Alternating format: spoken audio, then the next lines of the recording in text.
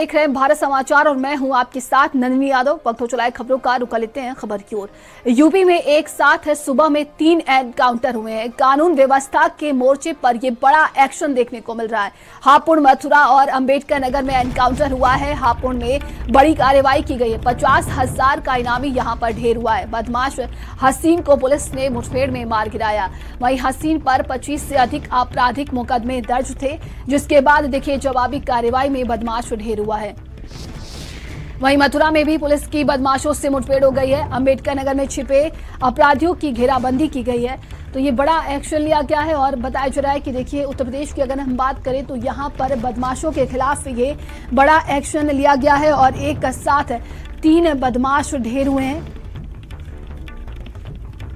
तो सुबह 3 एनकाउंटर हुए हैं। कानून व्यवस्था के मोर्चे पर यह बड़ा एक्शन देखने को मिल रहा है। हापुड़, मथुरा और अंबेडकर नगर में एनकाउंटर हुआ है। वहीं हापुड़ की बात करें तो यहां पर बड़ी कार्रवाई देखने को मिल रही है।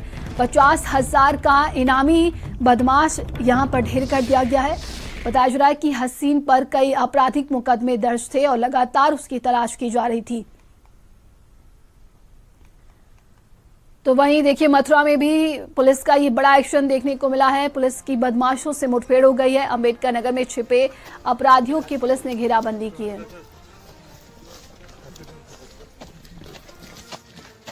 सहयोगी हापुड़ से मोहित जुड़ गए हैं और मथुरा से गौरव हमारे साथ जुड़ गए हैं।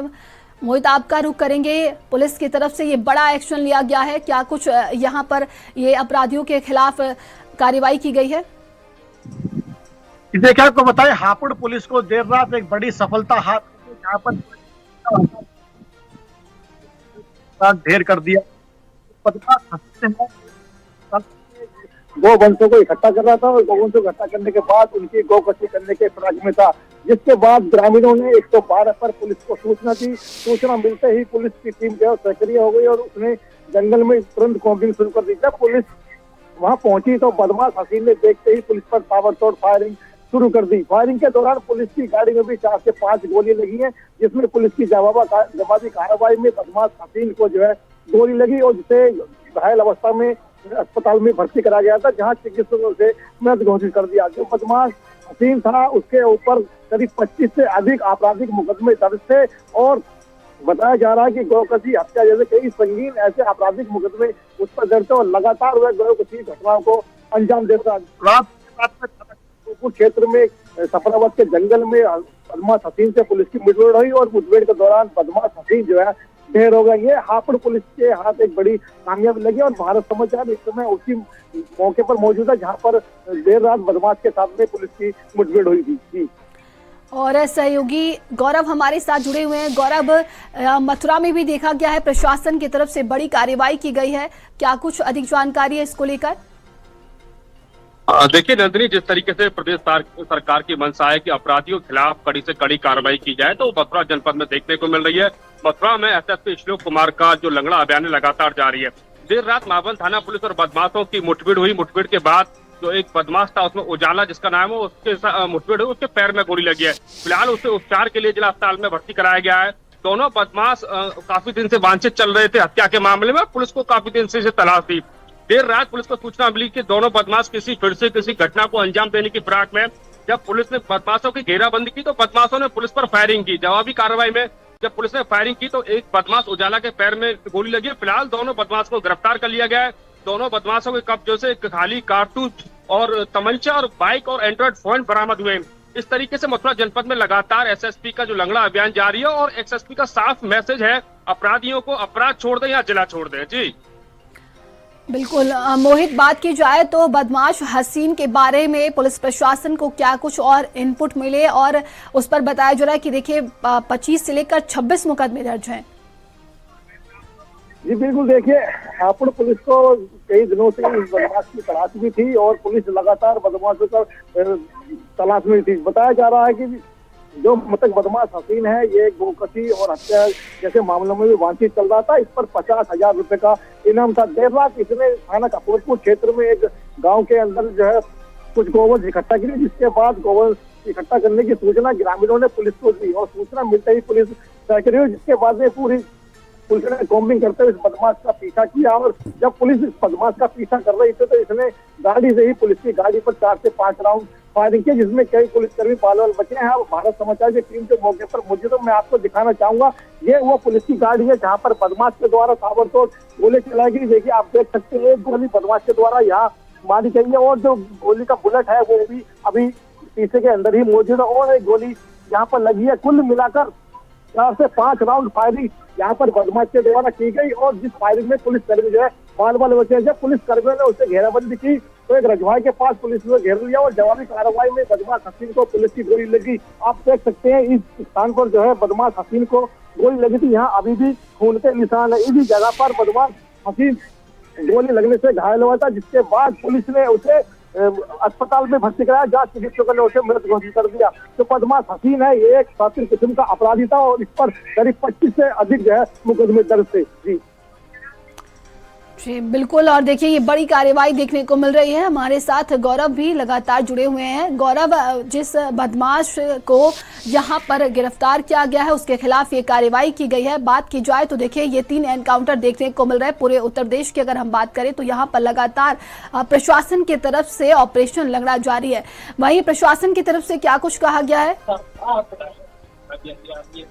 देखिए अगर मथुरा जनपद की बात करें तो मथुरा जनपद में लगातार जो अपराधी है उनके खिलाफ एक्शन देखने को मिल रहा है, समय समय पर एक्शन देखने को मिल रहा है। वही एसएसपी श्लोक कुमार का साफ मैसेज है अपराधियों को, या तो अपराध छोड़ दें या जिला छोड़ दें। इस पर लगातार इस तरह की कार्रवाई मथुरा में देखने को मिलती है। एक मुठभेड़ यहाँ पर या हाफ एनकाउंटर हो या फुल एनकाउंटर हो, मथुरा जनपद में कई फुल एनकाउंटर भी हुए। कड़ी से कड़ी कार्रवाई मथुरा में देखने को मिली है जो पुलिस ने कार्रवाई की है। फिलहाल जो बदमाश था वो हत्या में वांछित चल रहा था और पुलिस को काफी दिन से इन दोनों बदमाशों की तलाश थी। उजाला नाम का जो बदमाश है इसके पैर में गोली लगी है। मावन थाना क्षेत्र के यमुना एक्सप्रेसवे के मदनपुर जाने वाले रास्ते पर ये पुलिस और बदमाशों की मुठभेड़ हुई है। जो घायल बदमाश है उसको इलाज के लिए सीएचसी में भर्ती कराया गया है। जी, तमाम जानकारी के लिए आप दोनों का बहुत बहुत धन्यवाद।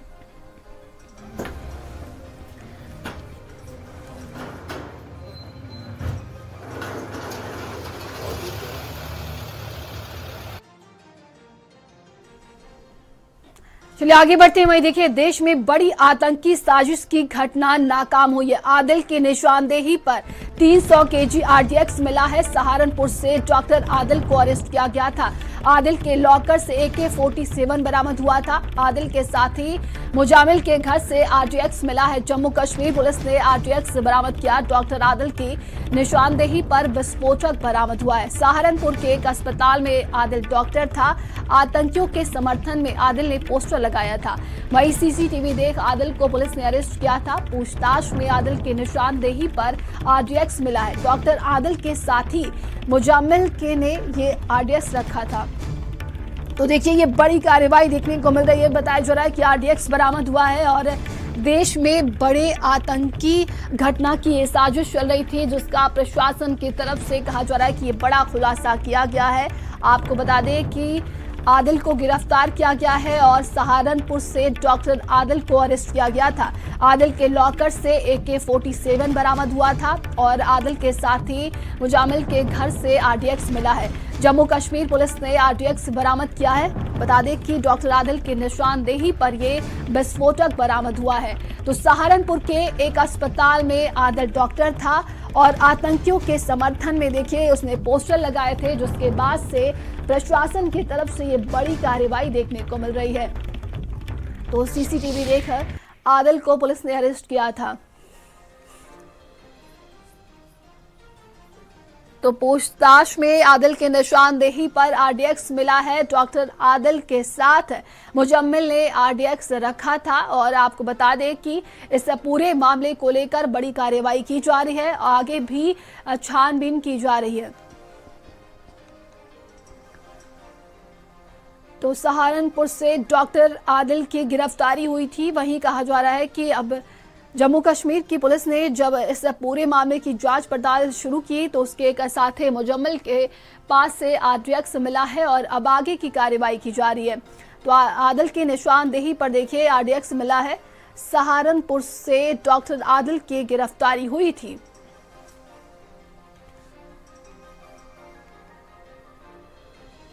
तो ये बड़ी खबर हम आपको बता रहे हैं। वहीं देखिए, जम्मू कश्मीर की पुलिस लगातार इस पूरे मामले की जांच पड़ताल कर रही है। वहीं आदिल की गिरफ्तारी की गई है और अब आगे की पूछताछ की जा रही है। ये बड़ी आतंकी साजिश चल रही थी जिसका पुलिस की तरफ से ये बड़ा खुलासा किया गया है। तो सहारनपुर में डॉक्टर था आदिल और बताया जा रहा है कि आतंकियों के समर्थन में उसने पोस्टर लगाया था, जिसके बाद से पुलिस ने उसे गिरफ्तार किया और अब आगे की पूछताछ की जा रही है।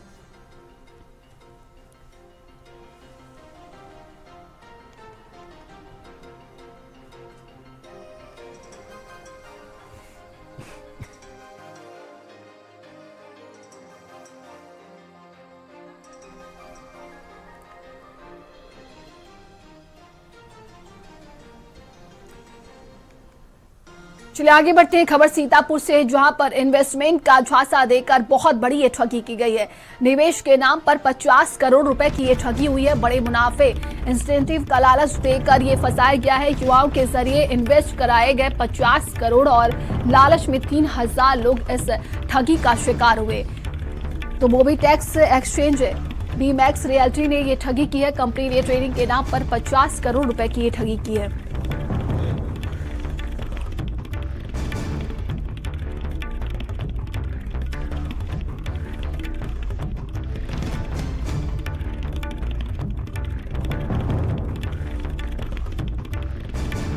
निवेशक यहां पर परेशान हो रहे हैं और कंपनी संचालकों ने दुबई में बना लिया है ये ठिकाना। बताया जा रहा है कि दुबई में ये ठिकाना बनाया गया है और युवाओं ने लालच में लोन लेकर निवेश किया था। महिला सहित 5 लोगों पर यह मुकदमा दर्ज हुआ है।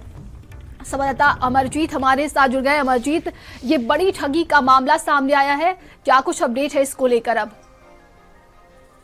देखिए, मैं आपको बता दूं कि लखीमपुर के रहने वाले जयप्रकाश ने ये 2 कंपनियों को बनाया था, जिसमें अपनी पत्नी समेत अपने रिश्तेदारों को इसमें जो है डायरेक्टर और तमाम महत्वपूर्ण पदों पर नियुक्त किया था। इतना ही नहीं, जयप्रकाश ने लखनऊ के लुलु मॉल के नजदीक एक भव्य कॉम्प्लेक्स में जो है अपना तीसरी मंजिल पर ऑफिस बनाया था, जहां से युवाओं को ये अपने संपर्क में ले रहे थे।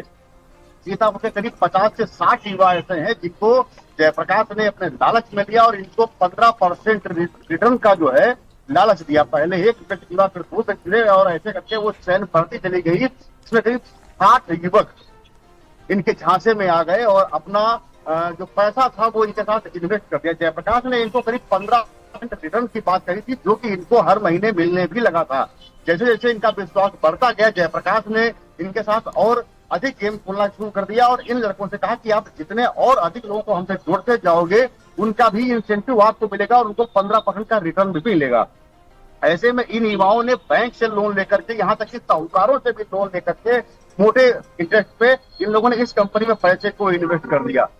इन्होंने जून में जब पैसा दिया तो आखिरी बार इनको जुलाई के महीने में इनको जो है पैसा वापस मिला है, जो इनका इंसेंटिव था, जो इनका रिटर्न था, लेकिन इनका मूलधन जो है वो वापस नहीं मिला। और इस पूरी चैन में सीतापुर, लखीमपुर, हरदोई के करीब 3000 लोग इस फ्रॉड में फंस गए हैं। इसके बाद कंपनी, जुलाई के बाद जो कंपनी के मालिक थे या जो डायरेक्टर थे या जो ऑनर थे, ये सभी लोग यहाँ से पलायन कर गए और अब इनका नया ठिकाना दुबई हो गया। फिलहाल ये 50 से 60 लोगों से जो इनके रिश्तेदार हैं, जो इनके जानने वाले दबाव बना रहे कि हमारा पैसा आप वापस कराइए, लेकिन ये 60 लोग जो हैं अब ना तो जो कंपनी जुड़े मिल रही है और ना ही कंपनी के लोग जुड़े मिल रहे हैं, जिसके बाद ये लोग पुलिस के पास पहुंचे हैं। पुलिस ने भी कई दिनों तक इसमें खोजबीन तफ्तीश की, लेकिन जब कुछ भी कोई व्यक्ति यहाँ पे नहीं मिला तो पूरे मामले में FIR दर्ज कर ली गई। जी, प्रशासन की तरफ से कंपनी के खिलाफ क्या कुछ कार्रवाई की गई है अभी तक? देखिए, इस पूरे मामले में अभी कल इसमें FIR दर्ज की गई है, क्योंकि इसमें मामला विदेश से जुड़ जा रहा, सबके लोग दुबई शिफ्ट हो गए हैं। अब इसमें देखना यह है कि पुलिस किस स्तर पे जांच करती है। संभवतः या EOW को ट्रांसफर किया जाएगा, जिसके बाद इसमें जांच आगे बढ़ेगी। जांच आने के बाद ही इसमें संभवतः जो ये निवेशक है इनको कुछ राहत मिल सकती है। जी, तमाम जानकारी के लिए आपका बहुत बहुत धन्यवाद। आगे बढ़ते हैं खबर नोएडा से, जहां पर साइबर जालसाजों ने एक सीनियर सिटीजन महिला को 3 घंटे तक डिजिटल अरेस्ट रखा। जालसाजों ने मनी लॉन्ड्रिंग का डर दिखाकर महिला से 24 लाख रुपए अलग अलग खातों में ट्रांसफर कराए। ग्रेटर नोएडा वेस्ट की हाईराइज सोसाइटी में रहने वाली महिला के साथ ये ठगी हुई है और शिकायत पर साइबर क्राइम की टीम ने इस पूरे मामले को लेकर थाने में मुकदमा दर्ज किया है। तो जांच पड़ताल अब की जा रही। देखिए, महिला से बड़ी ठगी की गई है। एक बार फिर से डिजिटल अरेस्ट का ये पूरा मामला सामने आया है और बताया जा रहा है कि मनी लॉन्ड्रिंग का डर दिखाकर महिला से ठगी की गई है। तो ये बड़ी खबर ग्रेटर नोएडा से है। आपको बता दें कि जहां पर साइबर जालसाजों ने एक सीनियर सिटीजन महिला को 3 घंटे तक डिजिटल अरेस्ट रखा और जालसाजों ने मनी लॉन्ड्रिंग का डर दिखाकर 24 लाख रुपए की ये ठगी की है। तो अलग अलग खातों में ये सारे पैसे ट्रांसफर कराए गए हैं। ग्रेटर नोएडा वेस्ट की हाई राइज सोसाइटी में रहने वाली महिला के साथ देखिए ये बड़ी ठगी की गई है। तो इस पूरे मामले को लेकर साइबर क्राइम थाने में मुकदमा दर्ज कराया गया है। पुलिस की टीम अब इस पूरे मामले की जांच पड़ताल कर रही है। तो ये खबर देखिए ग्रेटर नोएडा से है, जहां पर महिला से ठगी की गई है। डिजिटल अरेस्टिंग का ये पूरा मामला है और 3 घंटे तक डिजिटल अरेस्ट कर 25 लाख रुपए की ये ठगी हुई है।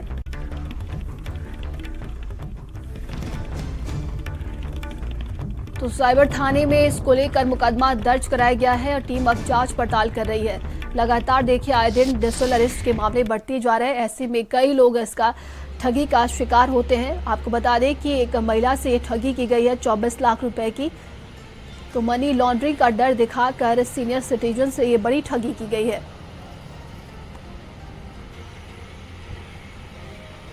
वहीं साइबर ठगों ने महिला को 3 घंटे तक डिजिटल अरेस्ट रखा और 24 लाख रुपए की बड़ी ठगी हुई है। संवाददाता दानिश हमारे साथ जुड़ गए हैं। दानिश, महिला से ये 24 लाख रुपए की ठगी की गई है, क्या अधिक जानकारी है?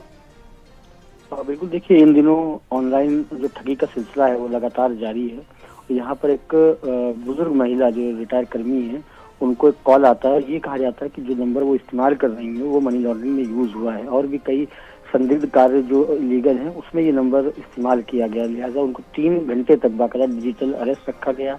उनको नकली पुलिस नकली कस्टम अधिकारी बनकर उनसे बातचीत करी गई और अलग अलग खातों में 24 लाख रुपए, यानी ये कहें उनकी जो जमा पूंजी थी वो अलग अलग खातों में जमा करवा ली। जब उनको इस बात का अंदाजा हुआ तब तक उनके 24 लाख रुपए ठगों ने ट्रांसफर कर लिए थे।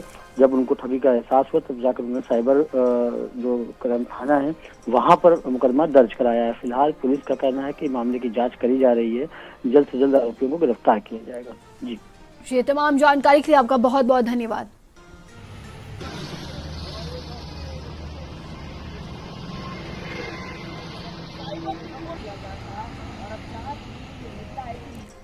और अब खबर देखिए लखनऊ से सामने आ रही, जहां पर हाई कोर्ट जज को धमकी के मामले में सिपाही अजय कुमार को कोर्ट से कुछ ही घंटों में जमानत मिल गई।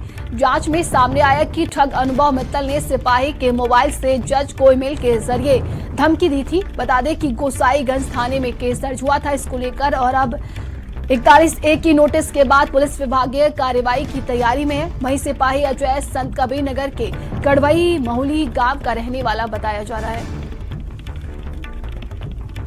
तो देखिए आरोपी ने जेल के अंदर से ही सिपाही के मोबाइल से धमकी भरा ईमेल भेजा था जज को, जिसके बाद से कहा जा रहा है कि वहीं सिपाही अजय पर इसको लेकर केस दर्ज हुआ था और कुछ ही घंटों बाद कोर्ट से जमानत भी मिल गई। जांच में सामने आया है कि ठग अनुभव मित्तल ने सिपाही के मोबाइल से जज को ईमेल के जरिए धमकी दी थी और बता दें कि गोसाईगंज थाने में इसको लेकर केस दर्ज हुआ था और अब 41A की नोटिस के बाद पुलिस विभागीय कार्रवाई की तैयारी में है। वहीं सिपाही अजय की बात की जाए तो संत कबीर नगर के कड़वई महुली गांव का रहने वाला बताया जा रहा है।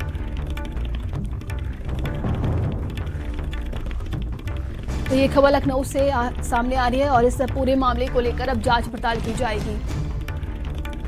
खबर एटा से, जहां पर 2 बाइकों की भिड़ंत हो गई जिसमें 3 वर्षीय बच्चे की मौत हो गई है। 2 बाइकों की भिड़ंत में 3 लोग गंभीर रूप से घायल हो गए। वहीं 14 वर्षीय किशोरी सहित 3 लोग घायल हुए हैं। थाना सकिट क्षेत्र के करमचंदपुर के पास ये हादसा हुआ है। तो ये दर्दनाक हादसा हुआ है जिसमें 3 लोग घायल हो गए हैं। बताया जा रहा है कि 2 बाइकों की आपस में भिड़ंत हो गई है। 14 वर्षीय किशोरी सहित 3 लोग इसमें घायल हुए हैं। तो थाना सकिट क्षेत्र के करमचंदपुर के पास ये हादसा हुआ है।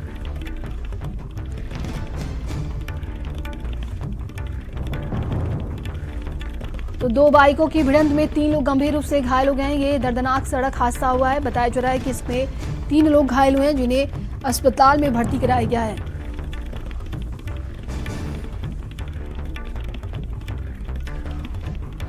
तो ये खबर एटा से सामने आ रही है। दर्दनाक सड़क हादसे में 3 लोग घायल हो गए हैं। 2 बाइकों की आपस में भिड़ंत हो गई है और सभी घायलों को देखिए अस्पताल पहुंचाया गया है।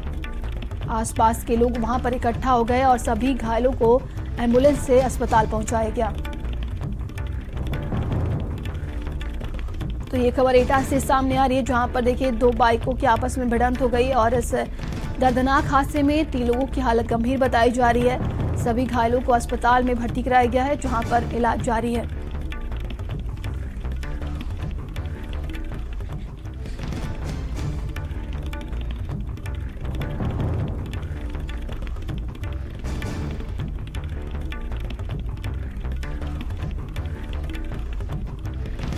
तो 2 बाइकों की भिड़ंत हो गई है और 3 लोग इसमें गंभीर रूप से घायल हो गए हैं। खबरों का सिलसिला लगातार जारी है। रुकते हैं एक छोटे से ब्रेक के लिए, बने रहिए भारत समाचार के साथ।